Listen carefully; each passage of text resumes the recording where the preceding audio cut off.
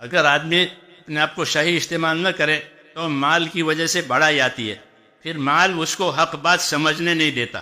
یہ اثر ہے مال کا. ایسا دل ہو جاتا ہے، اپنی بڑائی آ جاتی ہے، اپنے آپ کو کچھ سمجھنے لگتا ہے، اور مال کی وجہ سے فساد ترقی کرتا ہے اگر دین نہیں آیا تو. مال کے بارے میں 3 درجے تو بہتر ہیں، 3 درجے برے ہیں. کہ مال میں کیا ہو کہ مال آیا ہے تو انصاف سے رہو، جس کا حق ہے اس کا حق دو. انصاف یہ فرض ہے، کیونکہ انصاف کے بغیر حق ادا نہیں کرے گا. اور حق سے اوپر یہ ہے کہ احسان کرو. حق تو دینا ہی دینا ہے، وہ تو اس کا حق ہے. اس سے اور اعلیٰ درجہ کیا ہے کہ حق بھی دیا اور احسان بھی کیا. مولانا یہ صاحب رحمۃ اللہ علیہ، جب یہ موٹر گاڑیاں وغیرہ نہیں تھی نظام الدین میں، تانگی یعنی گھوڑا گاڑی ہوتی تھی، اسی سے جاتے آتے تھے. تو یہ گھوڑا گاڑی والا مقرر تھا، اس کی مزدوری مقرر تھی. 12 آنے 16 آنے کا روپیہ بنتا تھا انگریزوں کے زمانے میں. مولانا اس کو پورا روپیہ دیتے تھے.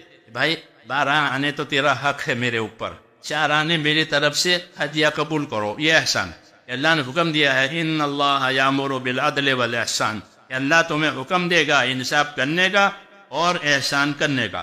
اور حضور صلی اللہ علیہ وسلم کی زندگی میں تیسری چیز اس سے بھی اوپر کی تھی، انصاف، احسان اور ایثار. ایثار آپ کے ہاں تھا، ایثار انصار کے ہاں تھا، ایثار صحابہ کے ہاں تھا. ایثار کا مطلب یہ ہوتا ہے کہ اپنی ضرورت کو نہیں دیکھا، دوسرے کی ضرورت کو دیکھا.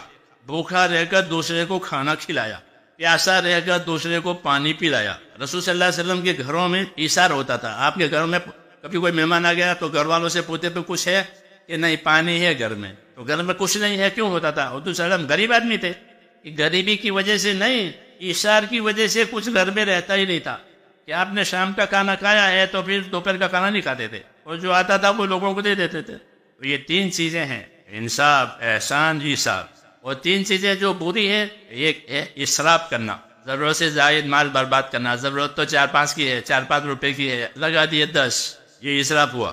یہ منع ہے کہ جتنی ضرورت ہے اتنا لگاؤ. چنانچہ جب مالوں میں اسراف ہوتا ہے تو مال کی برکت چلی جاتی ہے، پھر آدمی مال کا محتاج ہوتا ہے، اس لیے زیادہ کماتا ہے. یہ غلط جگہ خرچ کر دیتا ہے تو اس کو زیادہ کمانا پڑے گا. جب زیادہ کمانے میں وقت اور فکر لگے گا تو دین پر کب چلے گا؟ اس لیے دین میں پیچھے رہ جائے گا، کیونکہ اسراف ہو رہا ہے. یہ 10 کی جگہ 20 خرچ کر رہے ہیں تو پھر اتنی کمائی لانی پڑے گی. پھر طبیعت اس کی عادی ہو گئی ہے کہ کھاؤ پیو استعمال کرو، اللہ کی نعمتیں ہیں تمہارے لیے ہیں، لیکن کیا کرو کہ اسراف مت کرو. اللہ کو اسراف کرنے والے پسند نہیں ہے.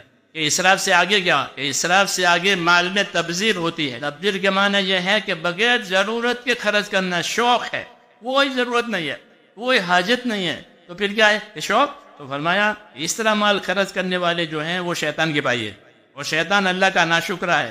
وہ حدیثوں میں ہے کہ جب حضور صلی اللہ علیہ وسلم پیدا ہوئے تو شیطان نے اپنے آدمیوں کو بھیجا، دیکھو کچھ ہوا ہے زمین میں، پتہ لگاؤ. پتہ لگا کر آئے کہ ایک نبی ہے، وہ پیدا ہوا ہے، وہ نبی بھی ہوں گے، اس کی امت بھی ہوگی، اور وہ اس طرح کام کریں گے. شیطان نے کہا کوئی بات نہیں، نبی کو ہونے دو اور ان کی امت کو بھی ہونے دو، کام بھی کرنے دو، میں بھی کروں گا.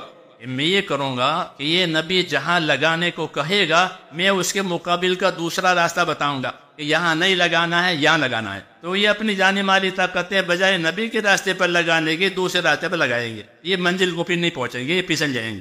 اس لیے کہا کہ اس طرح مال کو ضائع کرنے والے شیطان کے بھائی ہیں، اور شیطان خدا کا ناشکرا ہے، اس کو تبذیر کہتے ہیں. اس سے آگے مال کا کیا ہوگا کہ اس سے آگے جو مال جائے گا کہ پھر مال سے عیاشی آتی ہے. اس کو قرآن نے مترف کہا ہے. عیاش لوگ، عیاشی ہے مال کی وجہ سے. کیا حق ہے، کیا باطل ہے، کیا دنیا، کیا ہے، کچھ نہیں. عیاشی ایک طبقہ ہو جاتا ہے مال کی وجہ سے. عیاش عام طور پر نبیوں کی مخالفت انہیں عیاش لوگوں نے کی ہے، کیونکہ وہ عیاش لوگ ہیں، مال کی وجہ چھکے ہوئے ہیں مال میں.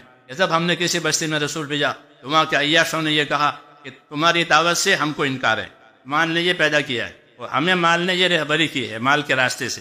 انصاف کرو، احسان کرو، ایثار کرو. مال اسی لیے ہے